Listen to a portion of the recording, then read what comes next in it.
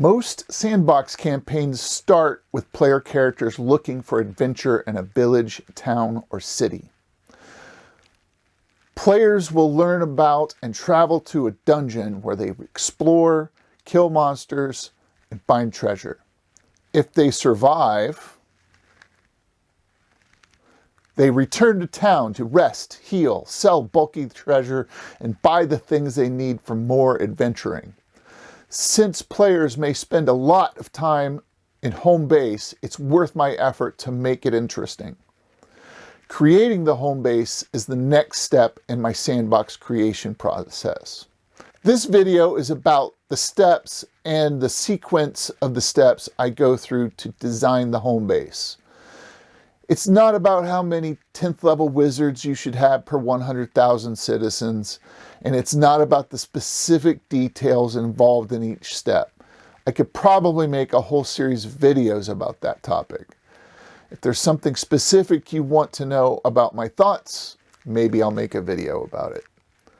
The easy way to make a home base is to use one somebody else has created already.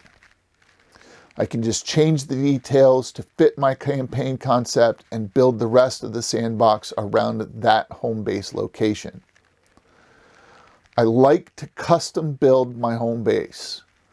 Me being me, I want to do some world building. I want to put my own stamp on things. Like the rest of my sandbox process, I start with a list. This is a list of locations that I think would or should exist in my home base town. This list is kind of like a to-do list or to-design list.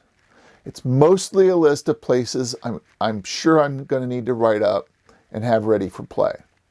It will also be a list that includes locations that I want to be in my town, but I'm going to wait to develop them until I need them later on. A concept or a vague idea is okay. A location doesn't need to have a proper name yet. So what goes on my home base locations list? The fantasy genre and rules of old school D&D means that some locations are required. I'm going to start my locations on a fresh piece of paper or notebook, and the first place I'm going to put on my list are locations that the game rules will require. There are certain places, certain actions player characters must take between adventures if they're going to be successful adventurers. The rules require players to bring treasure back to town in order to get experience points. To recover hit points, adventurers must rest. Usually you only get 1 hit point back per day of rest. Though it isn't a rule with a defined mechanic, the game requires that players seek information. In old school D&D, there are rules for henchmen, torchbearers, and other hirelings. Players need someplace to find hirelings, and town is probably where it's going to happen. They need to be able to buy gear, armor, and weapons, and they're going to need someplace to do that, or someone to buy that from. I write down all the places players can do those functions as things they have to do, but I don't have to create a separate location for each one of them. The same location can serve more than one function. Players can get a room, gather information, and hire henchmen all in the Traveler's Inn. If the home base is a monastery or a castle, it could serve all of those functions if it's big enough. These basics are all I need to get started. If I don't want to run adventures in town like the setup for a West Marches campaign, or if I'm running a hex crawl with a lot of exploration, I just don't need anything more than that. If all I need for my home base are the basics, then I can move on to writing up the details. But I like running town and city-based adventures. I also like having possibilities for a long-term campaign that I can use that town for. The other places I add to the list that are beyond the basics are going to be things that I derive from my campaign concept. I need my campaign concept outline and my brainstorming lists. I'm going to look at each section of the outline and ask questions, and the answers I get from those questions get added to the locations list. What places express the motifs and themes of the sandbox? In the campaign I'm working right now, there's a theme. One of the themes is that civilizations have a cycle of growth, collapse, and rebirth. To communicate that cycle to players, I'm going to include old structures and new structures in the city. Old structures that are from before the calamity and new structures that are recent in the rebirth of the city. If I'm running a campaign world that has some sort of strange or out of the ordinary global issue, some sort of big thing that makes that entire planet different than a normal fantasy setting, are there places in my home base that would account for that, or that would reinforce that unusual characteristic of my setting? If my setting is 99% water with 1% land, then there's going to be some significant differences about how those people do things like get clean, fresh water to drink, or what kind of food they eat that's going to be different than a normal setting. What places are implied by the amount and power of magic in my setting? A setting with lots of magic would suggest that there could be a wizard's guild or a university. I really do not like magic shops, but maybe you do. If there are high-level spells and magic available to players, they will eventually want to use that magic against major non-player characters. I assume that major non-player characters are not stupid, that they've spent some of their resources building walls or subterranean vaults or whatever they figure out they need to protect themselves from high-level magic users. If I don't put that stuff, or at least put a thought to it early in the campaign, it's going to be a real problem when players start blasting down towers and castle walls like it's no big thing, because I'm just assuming that my world works like a European non-magical world, when in fact it is not a European non-magical world.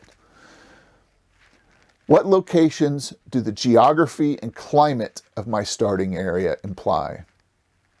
If the home base is a desert setting, water sources will be important. If it is a temperate climate with productive farms, then a market selling grain might be present. What locations are implied by the size and degree of civilization in the home base? This question is really important if I decide my home base is a city. Most campaigns happen in small villages, border towns, fortresses. They're less complicated to run. There are fewer complex issues that you have to deal with as a game master. If a city's going to be too much for you, or it just sort of blows your mind, and it's even for veteran game masters, it can be a lot of work. I would suggest starting with a small town, and then if you want to run city adventures, add it to the campaign later. Or if you're a glutton for punishment, go for it. When I write down locations in my city, one of the things I write down are districts. Districts might include areas where there are certain ethnicities or craftsmen or social classes. Examples would include like a market district or the harbor, or maybe the dwarf quarter. I only write down the major districts and most important places. A city implies a number of locations that I don't have time to create. It's not practical to put every shop and every house in the city on my list, because I'm not going to have time to develop them. For a lot of these implied locations, I'm just going to use something that somebody else has made, or I'm going to use a random table, or I'm going to improvise it in play. There's a lot of free and cheap collections of generators and pre-generated locations that, unless your campaign is really weird, will work just fine. There are some OSR games and supplements with mechanics that model economics and demographics. If I was running one of those games, I would go ahead and use the tools in the system, whatever mechanics and charts and tables are in there to determine the population of the city, the trade goods that are available, and all the other little details that those systems provide you. If you feel that it's necessary for the level of detail that you want in your home base, you can add that stuff. It's your campaign. You can include how much or how little. Just understand that it can add a lot of work to your plate. Is there anything about the adventures I want to run that will have an effect on the home base? If there's a mega dungeon full of monsters underneath the city, then why don't they come up out of the sewers and eat all the people? Maybe monsters do come up to the city from time to time, so how does the city handle that? If I'm running adventures that are some distance from town, and that's why the monsters aren't overrunning the city, then the players will need something like horses or carts or oxen or porters to carry any of their extra gear and treasure back to town. I want to include those sorts of places in my list as well.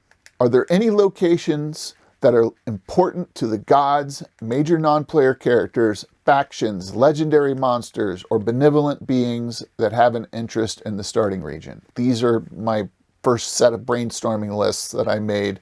If I have a pantheon of gods, then they probably have temples in a major city. If it's a village, they might only have a small shrine or a sacred grove. I add any place that I think would belong to a major non-player character or be important to a major non-player character. That would be something like the King's Castle, the Master Assassin's safe house, or High Priest's temple. Any place in town where factions or minions of a major non-player character are active is also necessary for my list. Hideout for a gang, the Merchant's Guild House, the catacombs where a group of cultists have their rituals. If I don't think my major non-player characters are their minions in town, then I don't add anything to the list. That is all for my locations list. Once I have my list, I'm going to mark or highlight all the locations that I think are absolutely necessary to have developed before I start my campaign. That will include all the places that are necessary for player characters to prepare for and recover from adventures. It will be the locations that are necessary to make sense of the starting area and adventures I want to run. Note the word necessary. Anything that I think isn't absolutely necessary is something I'm going to set aside for later. Probably the biggest challenge that a sandbox game master faces is deciding what to prepare and in how much detail. Players get interested in places that I don't put much time into and ignore places that I put a lot of time into. It's unavoidable. My approach is to give myself a really big framework and only enough detail that I think players are definitely going to need in the first 3 to 5 sessions of the campaign. The time I spend thinking about and writing down those places that I don't develop right now is not wasted time. I can develop them when I need them the same way I would from a purely bottom-up sandbox campaign. It's just that now I have a list of these things that I can pull from when I have to improvise instead of trying to make something up whole cloth in the middle of the adventure. Somebody asks a question and I look down my list real quick and I go, oh yeah, there's the great library. It's on the Broadway. And even though I don't have anything else written down about it, I at least have that much. One of the categories of places on my list are districts or neighborhoods or quarters. I like to use the term district. It's fairly generic. And every one of those places is a little different. When I do the detail work for a particular district, and every district gets a little bit of a summary or a set of bullet points so that I can define that area and make it feel a certain way. I'll write down the kinds of buildings and businesses it has, physical description of the typical person on the street, the kinds of activities that are happening there, and if there's a major location in the district, I'll write that down. The home of an important family will be in the aristocrats district. The great temple might be in the temple district. If there is a major non-player character or faction who runs the district or the neighborhood, then that goes in the write-up too. I create a page for my binder with each location that I've decided is necessary and has to be made before the campaign starts. I'm going to write up 2 or 3 locations per page if they aren't complicated, if they're in the same district and they don't require a lot of detail. My write-ups do not look like published game products. They're just short notes and bullet lists. That's all I need myself. There are a couple factors that determine how much detail I put into any individual location. The main ones are how often I expect player characters to be in that place and the kind of interactions they're going to have there. It's hard to predict what players will be interested in. I just try to focus on what I think players will want or need to know. The obvious typical considerations are sort of like what kind of security does this place have? What's it made out of? How big is it? Are there any windows on the first floor? Here's what a typical entry in my campaign notebook would look like. The only thing that's unusual about it is that it has elf wine on the menu and it costs more than the regular wine does. If I think a map might be useful or important for some reason because I expect player characters are going to break into the place or have a fight there or they're going to explore it, then I'll make one or I'll borrow one from an online source or another game book. If players are going to spend money in a location, then I want to have price lists and what the location offers. Nearly all of these places will have a non-player character or many non-player characters present. I'm only going to give as much description as necessary for those non-player characters. And how much depends on the function of the non-player character. Helpful and friendly non-player characters are really useful and kind of really necessary as quest givers, as hireling or henchmen, allies for the player characters.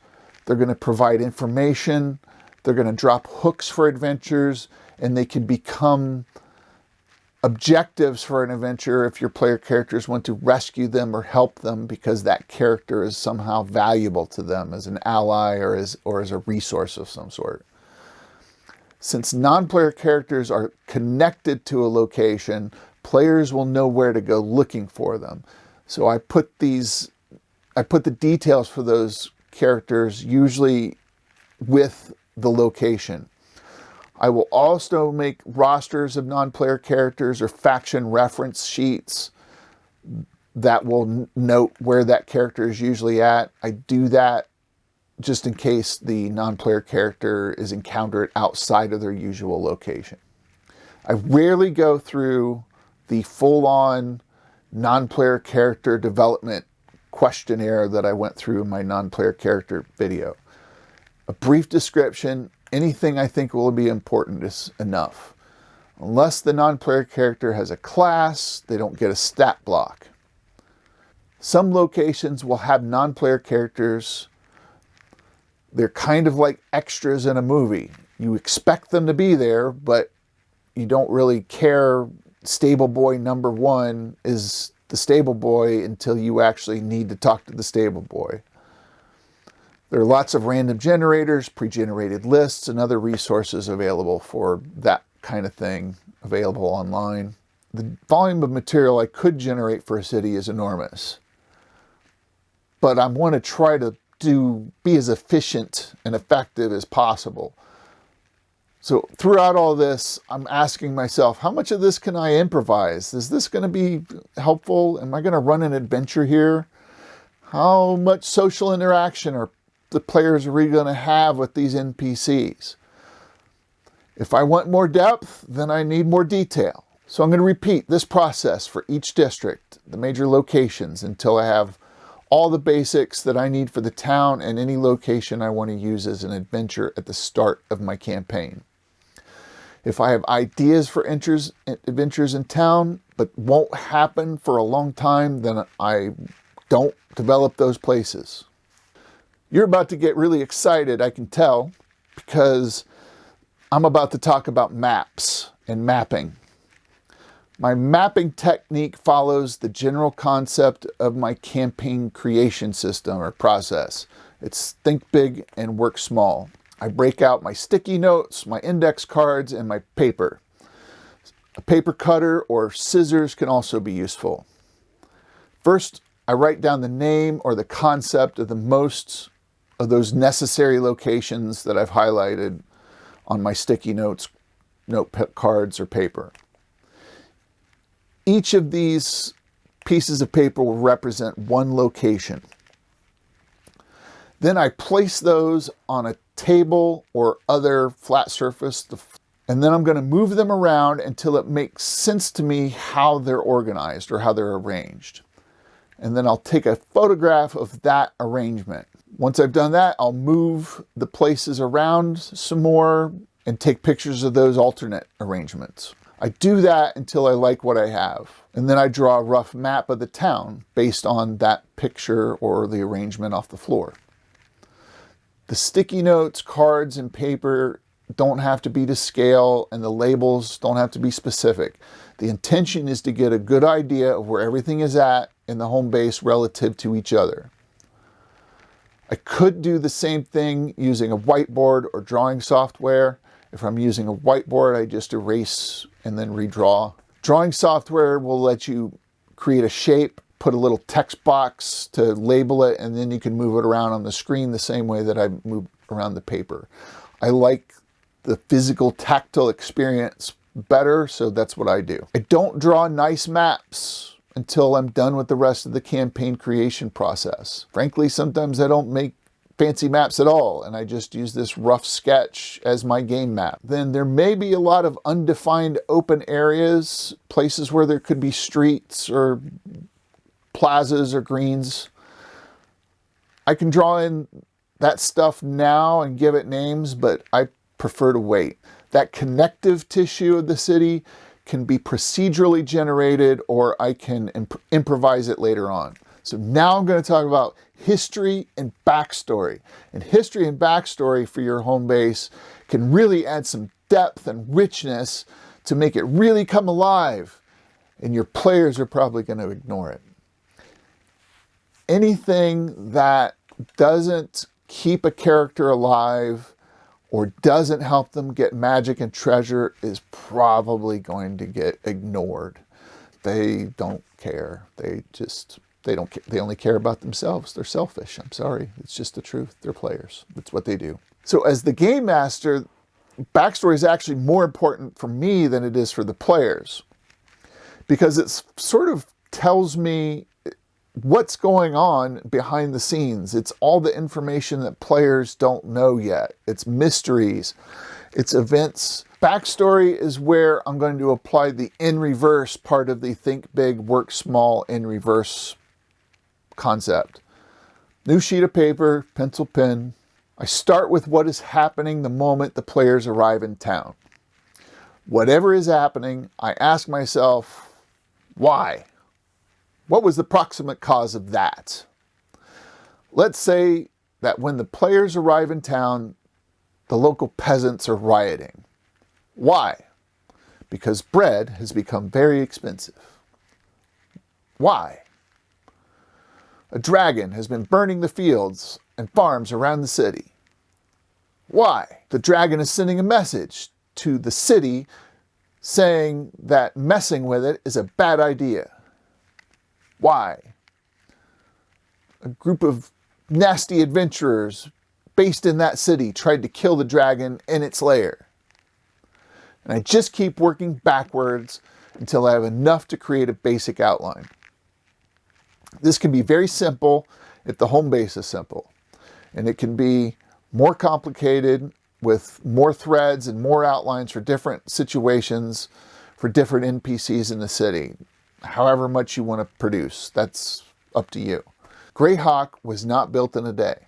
Your home base will not be built in a day either, but you can limit the amount of time and headache it takes to build it by focusing on what's essential to get your campaign started and then developing from there. That's a lot of stuff. I'm going to go take a nap, and then I'll be able to work on the material for my adventures and the region around the home base.